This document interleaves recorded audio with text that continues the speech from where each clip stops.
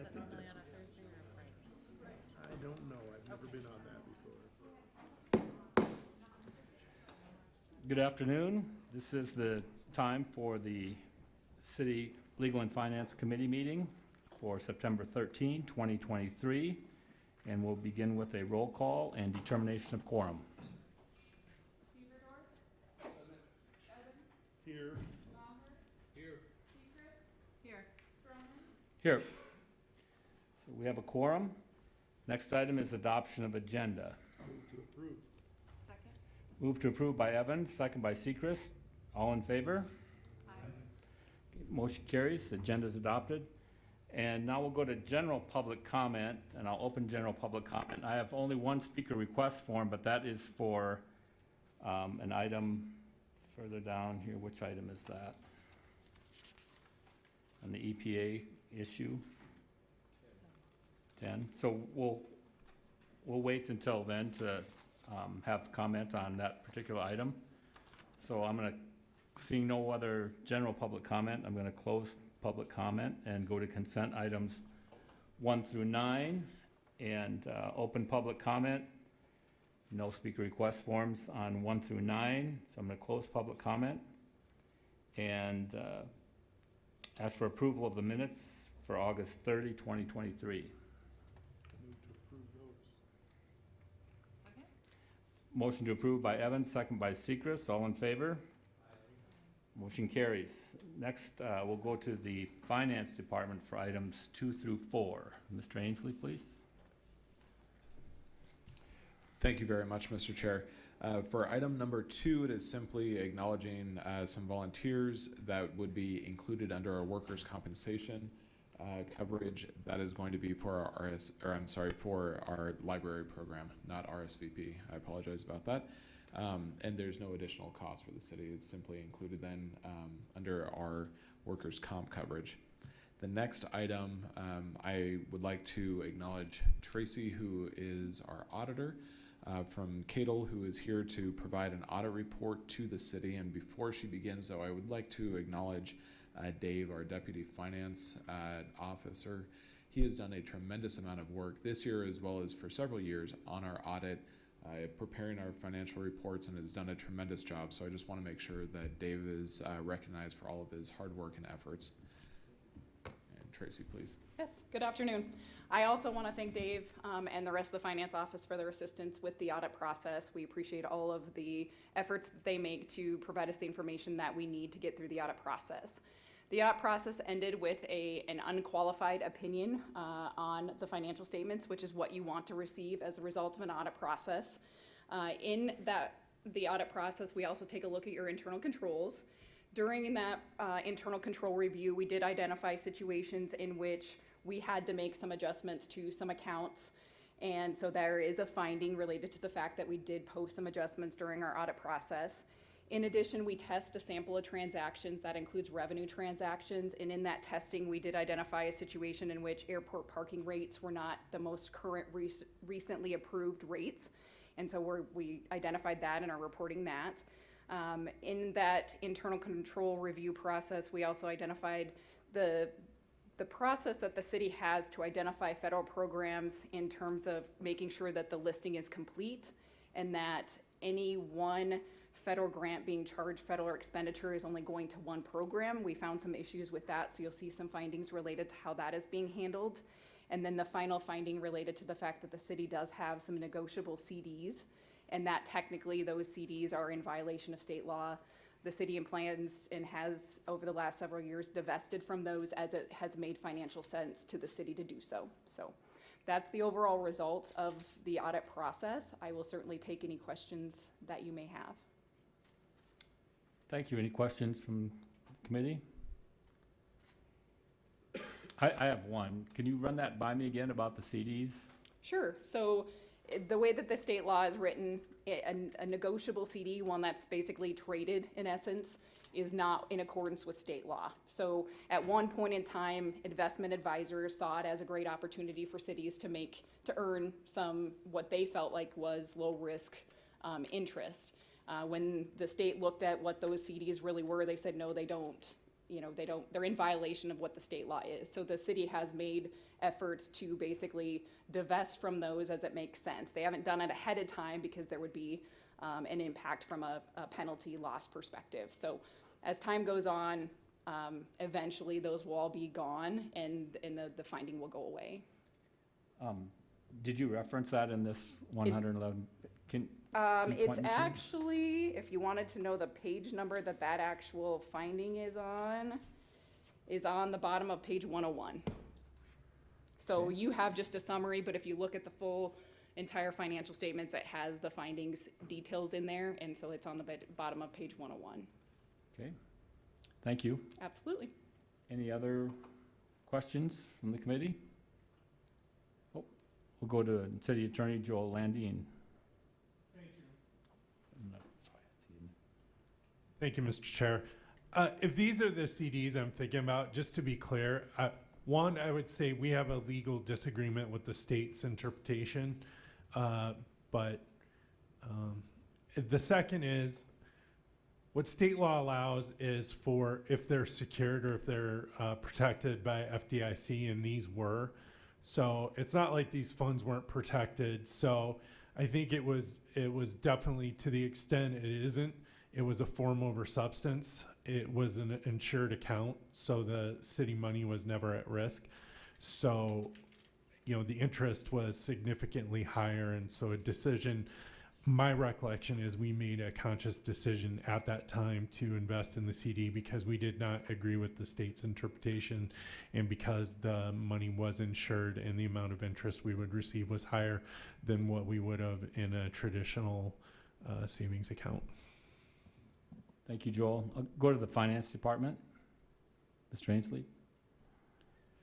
Thank you, Mr. Chair, and thank you to the city attorney. That is correct. But in addition to that, just to note, number one, the city is no longer investing in those CDs, and so the CDs that have been purchased over the past 4 months, I think that the board has probably reviewed, are they do not fall in that category, and so as Tracy explained, the city still has some outstanding CDs that are in that. They're all older. The city does not plan on reinvesting those, and I think right now we are going through an analysis to see whether or not it would make sense to divest those CDs just so that the finding would go away, and then invest in more traditional CDs that are securitized through some of our local institutions, but that's something that'll be coming up probably in the coming weeks. But with that as well, I think it's important to note that Rapid is not unique in that. I can think of at least 6 other cities that did the same course of path several years ago, back when interest rates were quite low, just to try to get some sort of return for the community. Thank you, Mr. Ainsley, and thank you for executing what you have done recently regarding the cash on hand that the city has. I think that you're doing a great job, and I just appreciate your efforts and your execution of that. We'll go to Mr. Maher. Also, I just wanted also to thank the Finance Department for investing the city's cash, and we'll earn $9 million in interest over the next year. My question has to do with, I know you're spreading that out among multiple banks, but don't you run into the issue of the FDIC limit?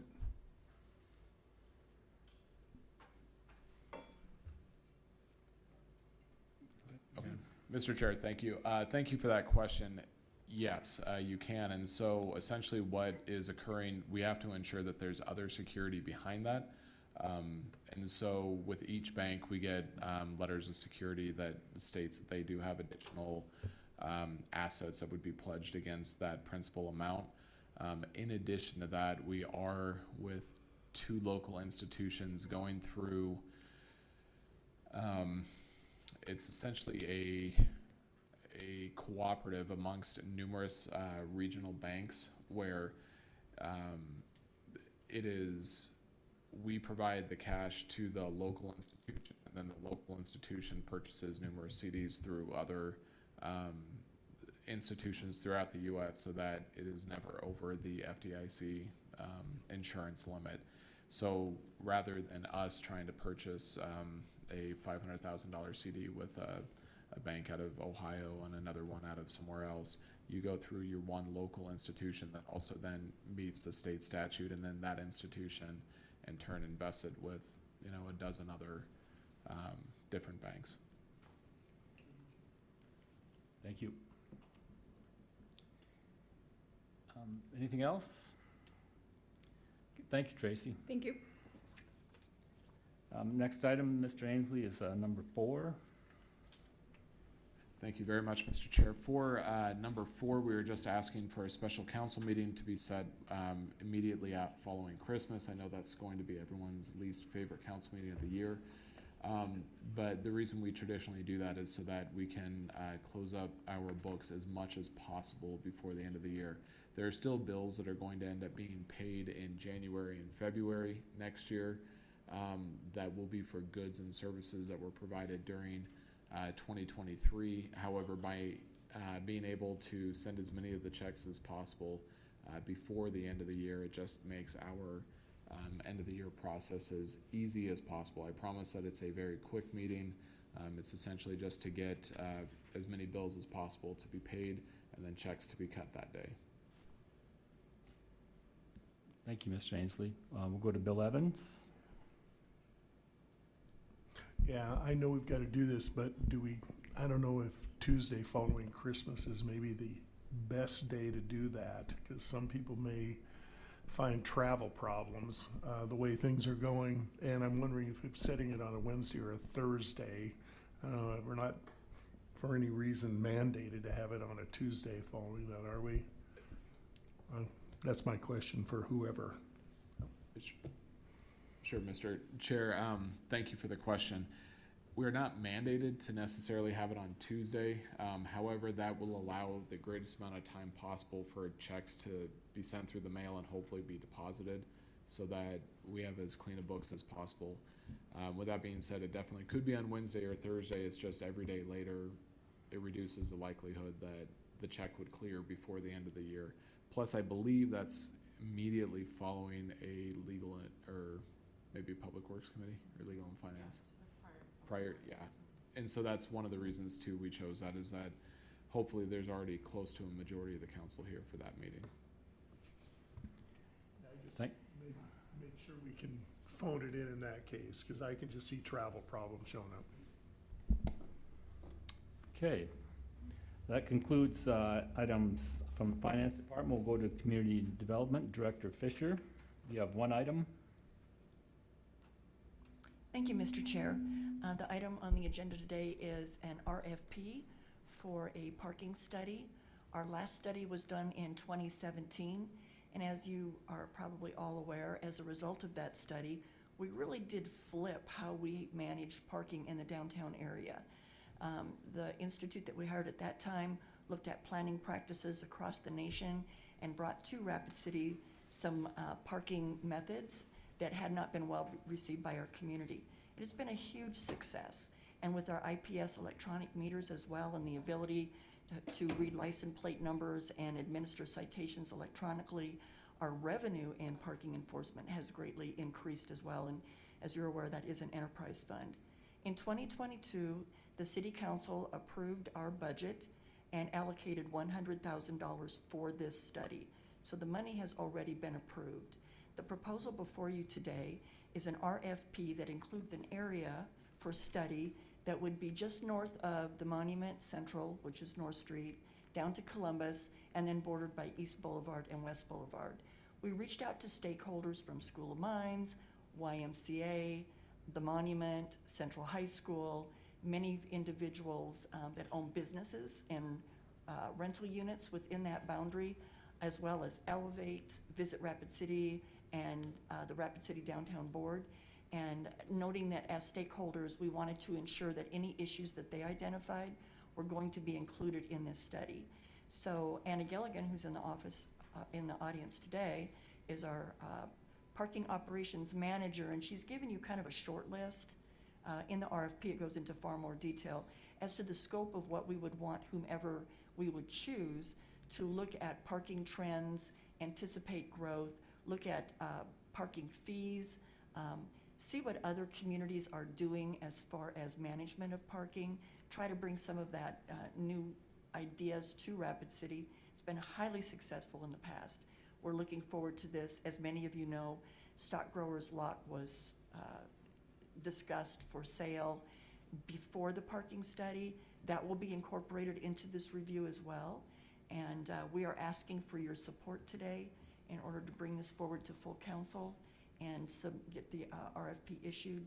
We will then bring back those that qualify with a contract proposal, and you'll have another opportunity to review details of what that contract will include. Thank you, Director Fisher. Committee members, I'd just soon go through all the consent items and then have discussion when we get through 1 through 9, and then I'll ask if anybody wants to pull anything after that. So hang on to your questions, and we'll have public comment also on some of those consent items, or I guess it's a non-consent item, but we'll go to the fire department now to help finish up the consent items. Thank you, Mr. Chair. All three of our items have to do with vehicles. The first two are additions to our fleet. The first one's going to be our new battalion chief rig. The other one's over 10 years old and needs to move on to a different position in our fleet and have a newer vehicle for them to respond in and make sure it stays in service. The second one's an F-350. We need a puller. We have our other two pullers are now assigned to stations since we've changed some of our response model where we're not having as large a truck, so we're pulling trailers more frequently. That you can do it in smaller modules, so we need this truck to be in our fleet to be able to pull the other things that we have throughout our department. Number 8 is declaring property surplus. We have a 2006 Durango that unfortunately was out on a wildland assignment out of state and well deep into the forest. Blew a transmission line which started the engine compartment on fire at vehicles 2006, so it's basically at this point we can't repair it. We're not going to put the money into repairing it, so it is more than likely going to stay out in that local fire department, I believe, is going to take that vehicle and use it for some training, so it's no longer able to be used. Fair enough. Thank you, Chief. And the last consent item is one item number 9 from the Police Department. Thank you, Mr. Chair. So this agreement is between DCI, Division of Criminal Investigations with the state, the Sheriff's Office, and then the city. Both the fire department and the police department will benefit from this agreement, and it provides a psychiatric service in-house for a variety of reasons. When it comes to professional services that the fire department and police department offer, we tend to see some terrible things, and having this in-house allows us to have that service very quickly for our personnel. But there are a lot of other benefits as well, including like profiling criminals who might be barricaded, hostage type situations, and many other benefits. So our commitment is $55,000, and that is just less than half of the overall price of this individual. I did say that this was a renewal from prior years. This agreement has been going on for, I mean, I don't have the numbers, but as long as I've been around, for 17 years now, and it's definitely a benefit for us, but it's also a renewal of something that we've had. The only change that we've made was that it took away the requirement of a doctor, and it allows for somebody with equivalent education and or experience. Thank you. Thank you. That concludes our items on the consent calendar, and I'll ask the council if they wish to remove or pull any items for discussion from the consent items 1 through 9.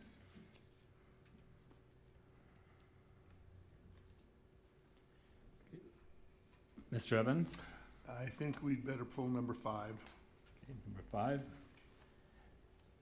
Anyone else?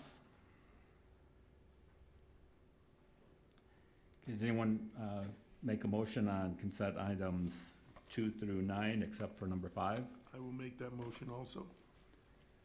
Okay, motion to approve items 2 through 4 and 6 through 9 by Evans, and a second by Bieberdorf. All in favor? Aye. All opposed, same sign. Motion carries. We'll go to Bill Evans on number 5. Yeah, I don't know if maybe Ms. Fisher and her department are aware of all the discussion going on amongst council members concerning this study and other studies right now, and I think it just might be a little bit premature for us to send it forward with any kind of recommendation. I'd be willing to vote to go forward without recommendation, and maybe these discussions take place at the city council meeting next Monday night. So I'd like to hear from other people up here what they're thinking. Thank you. Is there a motion, or do you just want to? Just comment. I can make a Okay. motion later if that's what people feel. Okay, we'll go to Kevin Maher. I agree with Councilman Evans. It should go back to the council. I think there's so many new members of the council. We just need to understand a little bit of the background, because I read the study. It's very thorough, 189 pages. But it talked about in that study how, when you looked at the results, that we had sufficient parking for 10 years. So it would, and then it looks like most of the recommendations of the consultants were implemented in 2019, which said there would be a 3-year payback on the new meters. So I just think as a council, it'd be nice to get a little of that information. I looked for it in the budget and couldn't figure it out. So maybe if we do move it to Monday night, we can learn a little bit about how much revenue are we generating with the new plan, and what will this study do to make the next, take us into the future.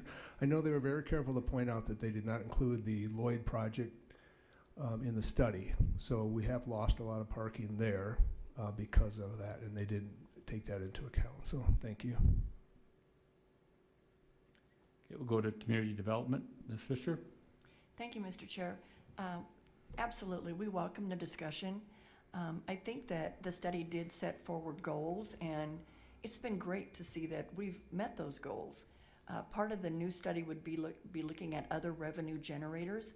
We've got some issues even with the manipulation of the meters on those streets, and there might be a need for a rate change depending upon if someone parks there longer. There are other things that other communities are doing to ensure that parking for the most part is being reserved for customers and not employees. And in addition, we have had an uptick in development in our downtown area that wasn't anticipated to the extent that we have received it from our 2017 study, and that needs to be analyzed as well. But we can certainly bring forward some revenue numbers because it's certainly been of a huge benefit to the city and has assisted us with our ability to do the renovations at the parking structure. We'll have that information available, and we welcome the discussion. Thank you. Thank you. Go to Josh Bieberdorf. Ms. Fisher, if I ask you a question, it seems like there's a theme that the council people are saying, why can't our staff just do this ourselves? Can you speak to the difference in skill set or time available, or are people sitting around doing nothing and can just do this? Can you speak to that before next meeting for us? Or? Go back to Ms. Fisher. Thank you, Mr. Chair, and thank you for the question. So when we hire a firm to come in and do a parking study, they come well equipped with licensed engineers that are schooled in doing parking analysis. We do have one traffic engineer for the entire city, but this is not his background. And as for planners, even though I've requested an FTE in my budget for many years, it has not gotten the approval of council. We have just enough planners on board to do the business of the day. As you see every month, our numbers are up. Development is happening. We barely keep up with where we're at. If we were to hire an individual that had the expertise, knowledge, and education to do a study of this caliber, we would use them for that. But what about the next 7 years until the next study? We would pay more for that one staff position annually than we would the cost of this study once every 7 years. So when we hire these consulting firms, they come in with a team. There are planners, engineers. There are those that are gifted at reaching out to the public and creating networking opportunities for that exchange. We are all experts in an individual field. So for staff to do a study in-house, whether it be this or other studies that Public Works, Parks, or Planning would do, it would take commitment from several departments to let go of a staff member to do the exhaustive extent to perform these studies. So it's, I believe, to the benefit of the city and an extreme cost savings when we do hire these out. It's one and done instead of having to increase staff in order to find the time and the expertise to do the study. Thank you, Ms. Fisher. We'll go to Lindsay Sechrist. I'd like to make a motion to move forward without recommendation on this item, and if I could retain the floor for a moment. Okay, the motion's been made by Sechrist and a second by Evans to move this item forward to council without recommendation. And Ms. Sechrist, you have the floor. So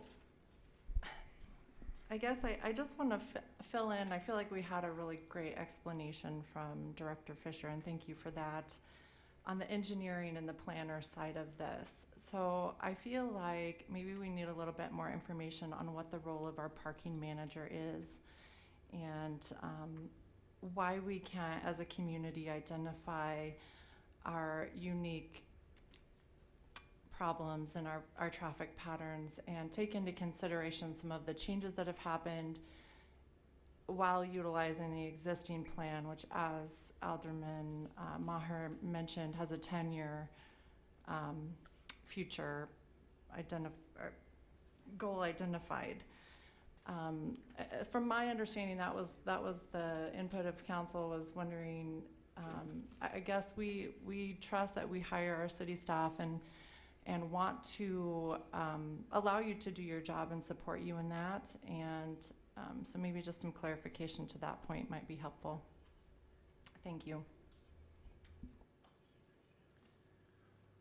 Okay, we've got a motion on the floor to move this matter forward to the next council meeting without recommendation. All in favor of the motion, say aye. Aye. Opposed, same sign. Motion carries. We move forward to council.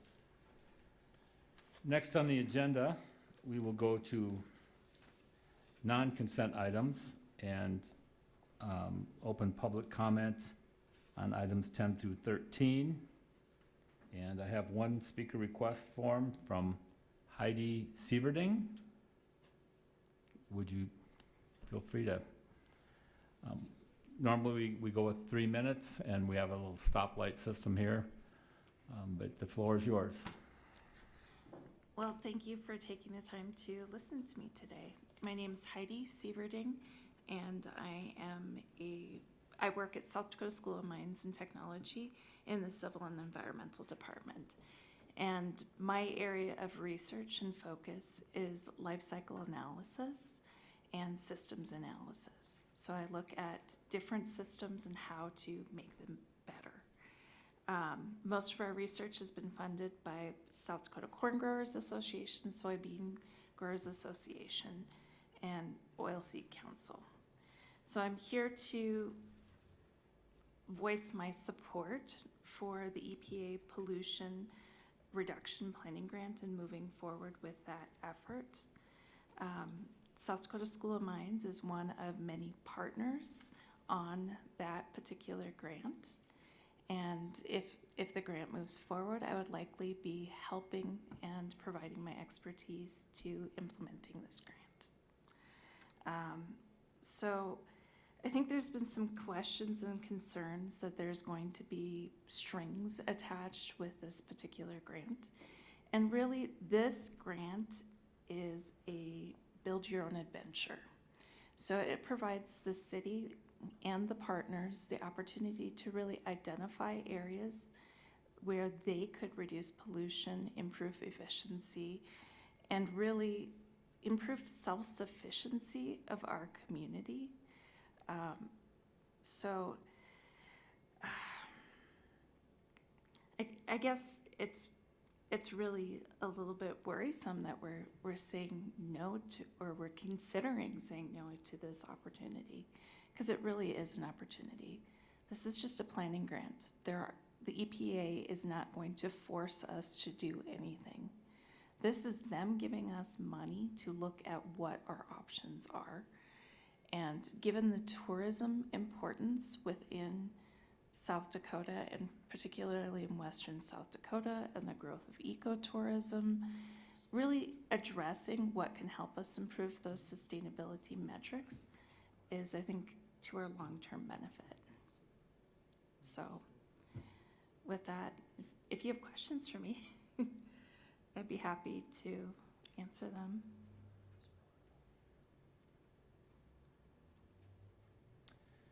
No questions? Thank you, ma'am. So we'll go to number 10, and from the mayor's office, request from the mayor or city council to reconsider its approval of the pollution reduction planning grant authorized on April 3, 2023. And do we have anyone that's going to speak to that?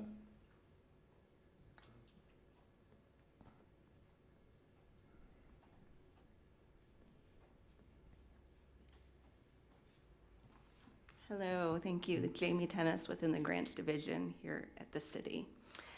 Yes, as you can see in the attachments, this was a grant that was authorized to apply for and approve if awarded back on April 3rd from the council. We've now been awarded this grant, but the mayor has asked for it to be put on your agenda for reconsideration for a couple of reasons. Namely, we've got a lot of new members on council who never had a chance to learn about this opportunity and vet this particular grant. And then as well, the mayor has shared some concerns that are noted in your attachment, tied to the elements of ensuring that we aren't being tied down to any unforeseen obligations with this funding. Looking at how there could be implicit pressure if we put together strategies and then don't actually follow through with implementing them because we aren't obligated to at this time. And does the spending of these dollars, hiring staff and consultants to help with this, working with the partners, does it make sense? So those were some of the concerns. I know the mayor has walked in, so I don't know if he wants to jump in? No? Okay. There are a couple of repercussions to consider on this. So namely, we have been awarded the funding. So it's not at a step where it would just be turning down that award. We'd actually be canceling the grant. This, like Heidi said, is a planning grant. All we're doing right now is brainstorming strategies and identifying a baseline greenhouse gas emissions. There will be additional grants coming down starting next spring to actually implement the strategies. You are not obligated to apply for those dollars, but it's a big chunk of money. It's $4.6 billion. You're only eligible to apply for those, and they're competitive, but you can only apply for them if you were a part of a planning grant collaborative. So if we don't accept this money, we are automatically discounted from that opportunity as well as our partners. We're also the only community in South Dakota, so we'd be the only one eligible if we accept this grant. And then there is the potential that we would have a black mark then, noted associated with the city of Rapid City, that could come into play with future federal grant opportunities. We shared lots of information. There was also a letter that we received from the EPA this morning that outlined the obligations that I did email you, so it wasn't in the packet, but I'm here if you have any questions. Thank you. We'll go to Bill Evans. Thank you. I hear the frustration in your voice, and I totally understand it. If we study history at all, and we follow what happens when these kind of proposals come forth for the government, it's usually followed by some kind of, whether you take the planning money or not, by some federal mandate that forces you to do it. That's what happened with car emissions. That's what happened with water quality. That is what happens even with dust containment and power plants and everything else. We're either going to be prepared. We've already paid for it once because it was paid for through your federal taxes. So I would rather not have to pay for it twice with local citizens' money when the federal government says in a year or two, we just passed a new law, you better have this in place. So as far as I'm concerned, it would be ridiculous to turn this down rather than have to pay for it twice, which is probably what we'll end up doing if we don't accept this. Now, my understanding is that it was offered to Sioux Falls, but they already have some sort of plan in place. And that's the reason they really didn't want to have to redo their entire plan. Is that sort of correct? I have not had conversations with Sioux Falls, so I cannot speak to that. Okay, well, that is what the little investigation I've done found. So I can see in the future, that's the way we're moving as a country. I'm looking at the list of states who've agreed and started to accept these things, and South Dakota is one of 3 that is not. To me, that's a frightening statistic, and it's a lot like the fact that we're the only one of the lower 48 states that doesn't have passenger rail service. That's because I believe people have been asleep at the switch rather than proactive. So rather than get caught with our patents down again, I appreciate the fact that you leaped on this and did what we hired you to do, and that is get free money that otherwise the next door neighbor is going to spend. You know, I had a funny experience. I was up in Montana visiting the old homestead, and I was approached. I was not aware there were 9 giant power windmills on the ridge above the ranch house at 6,000 feet outside Great Falls. And I got there and he said, "What's going on?" Well, as it turns out, they offered my cousin that's running the place the chance to put these windmills on our land. He turned it down because he didn't want to destroy the landscape. Then our cousin did on the adjoining ranch. So right out the window, we're looking at them anyhow, but they're getting the $18,000 a month. So, you know, you can put your head in the sand and not do what you're going to be forced to do eventually anyhow, but I'd rather be on the leading edge of this, take the money, have a plan in place, and then that gives us option to accept countless millions in the future. Now, we don't turn down money to build our airport.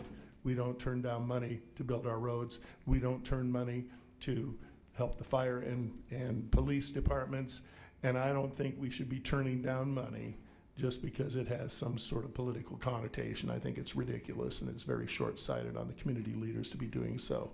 So I hope we vote to keep this thing in our pocket since we already have it. Thank you. Go to Lindsay Seacrest. Thank you, Chair. And thank you, Jamie. I just want to commend you for your work on this grant as well. I was so impressed when I read through the grant application.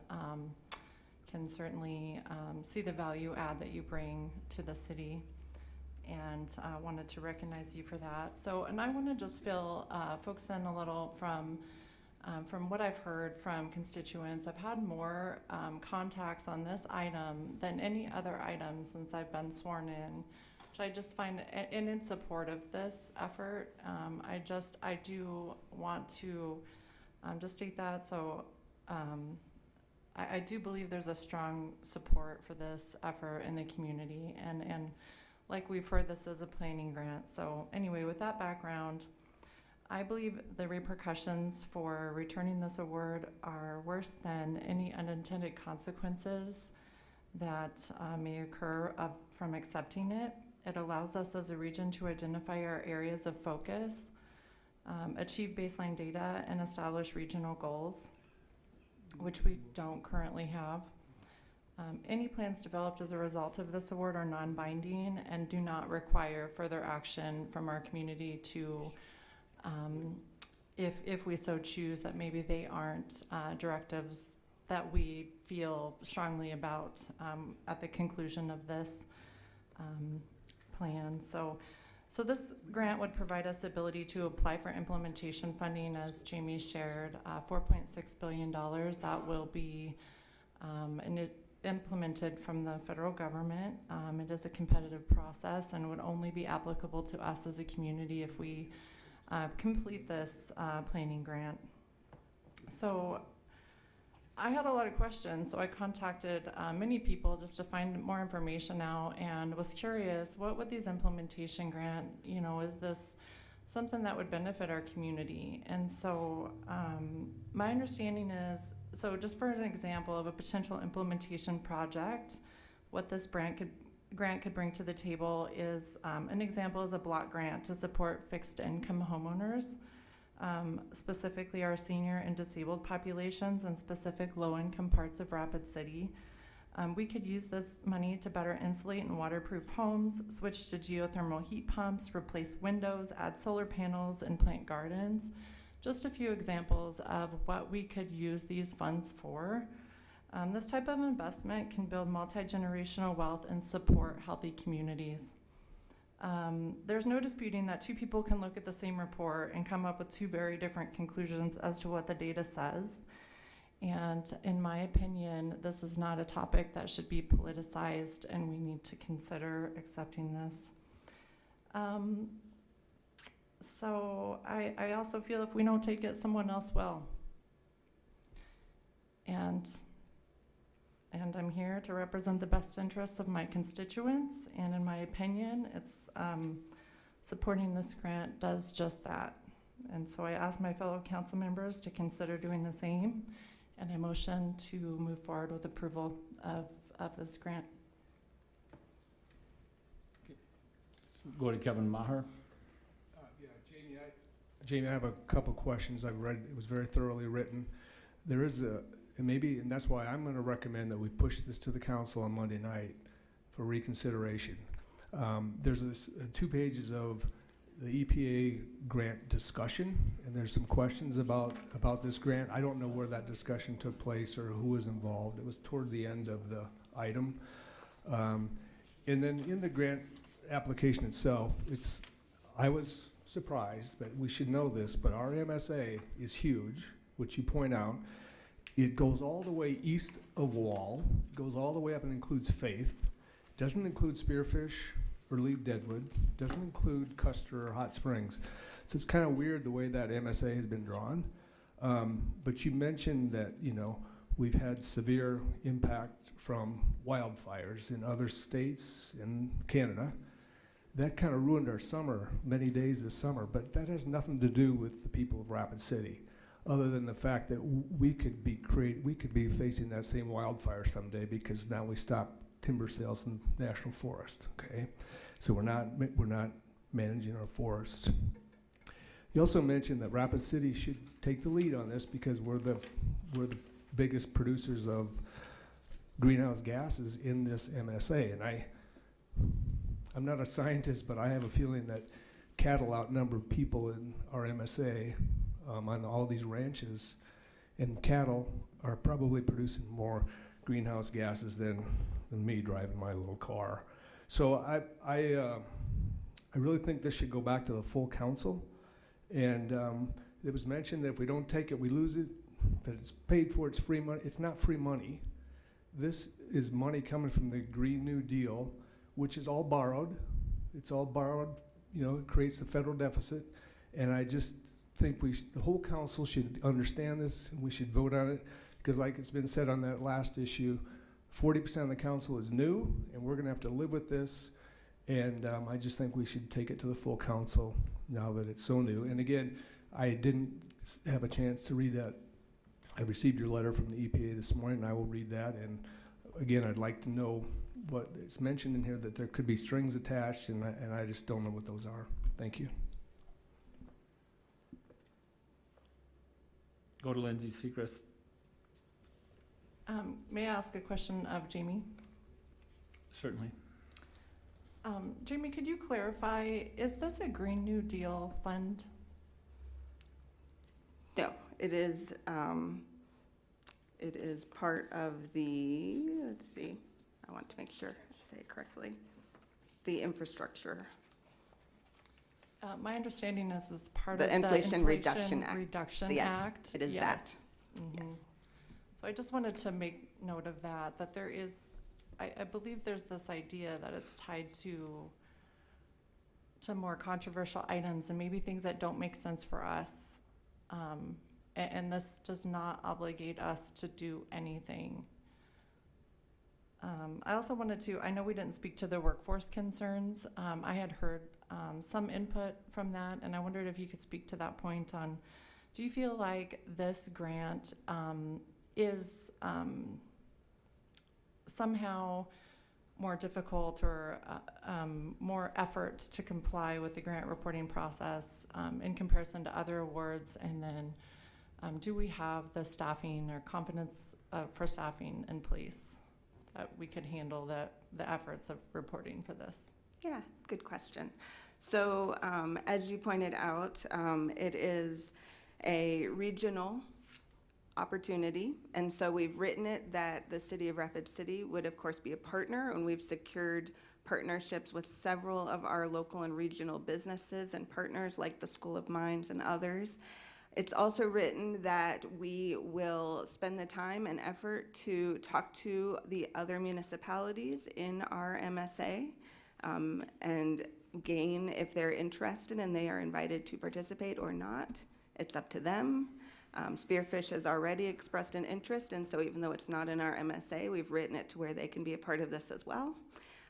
And so there is an element of it is a big collaborative, and so it will take a lot of work and a lot of effort to pull together and get all of that input, because those are in addition to all of the various departments here within the city itself, and ensuring that they all have a voice at the table. Because again, this is our plan that we locally develop.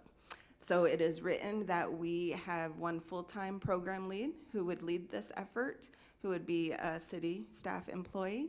We would then also contract with a consultant to assist us in meeting those deliverables, namely the action plans that are required.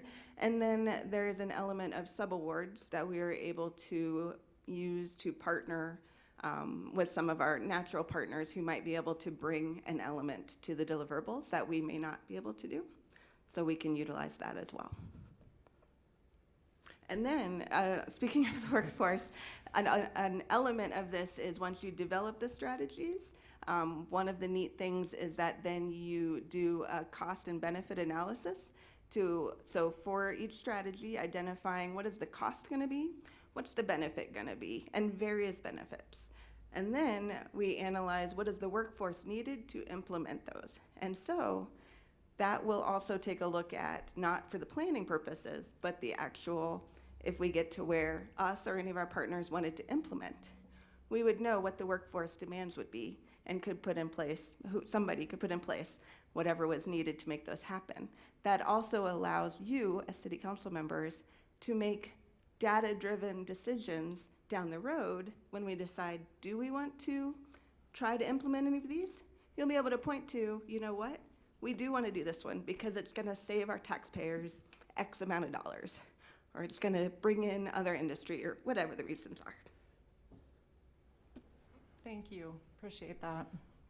I yield.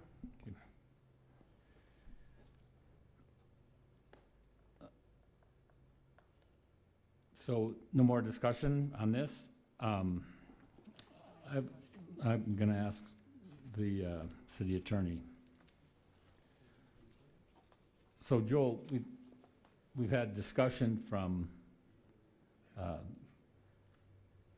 Mr. Evans, Ms. Sechrist, and Mr. Maher, and all their discussion preceded any type of motion. And it's my understanding that under the rules, you're supposed to make the motion first and get a second and then retain the floor. Can someone who has spoken on a motion, or on an item before making a motion, are they allowed to make a motion?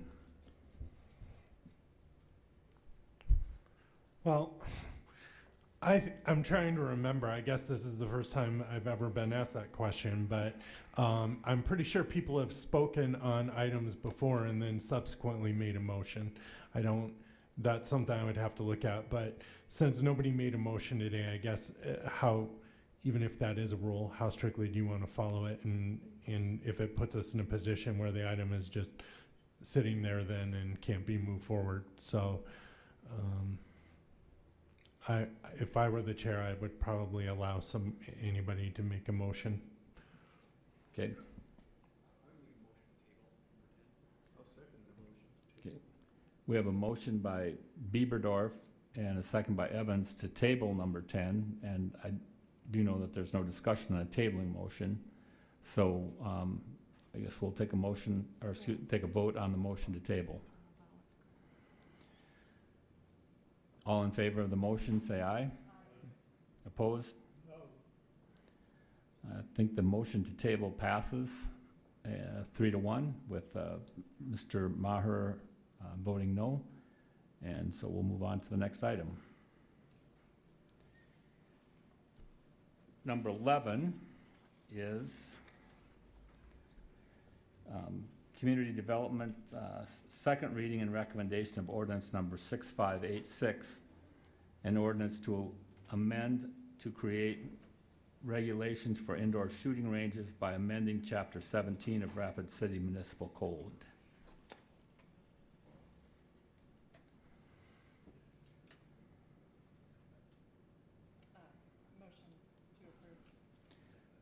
We've got a motion to approve by Sechrist and a second by Bieberdorf, and we'll go to Bill Evans.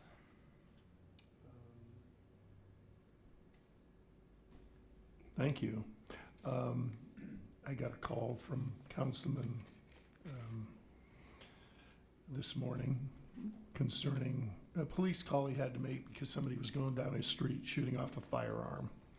I continue to be in opposition of anything that enables people to use and have more guns.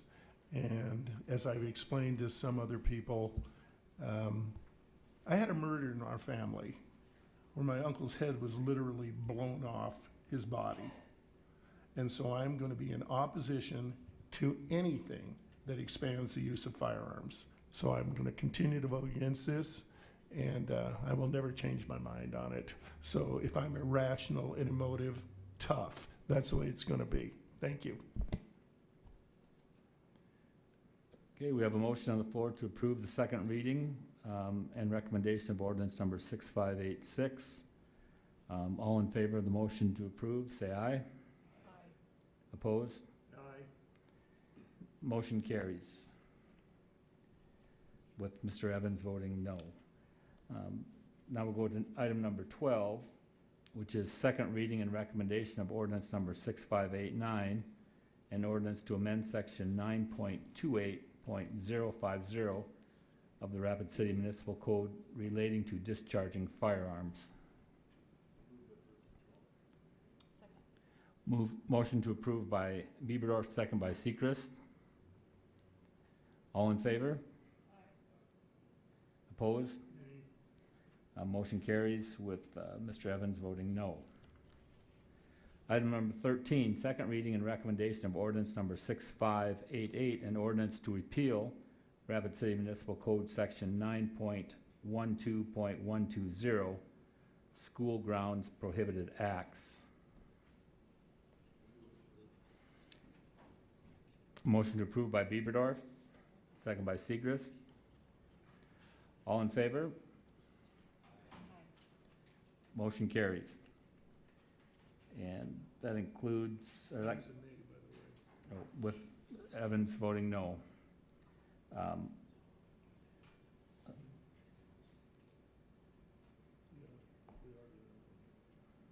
Okay. Any Alderman items that we need to take up at this time? If not, I'll take a motion to adjourn. Motion to adjourn by Maher, second by Sechrist. All in favor? Motion carries. We're adjourned. Thank you.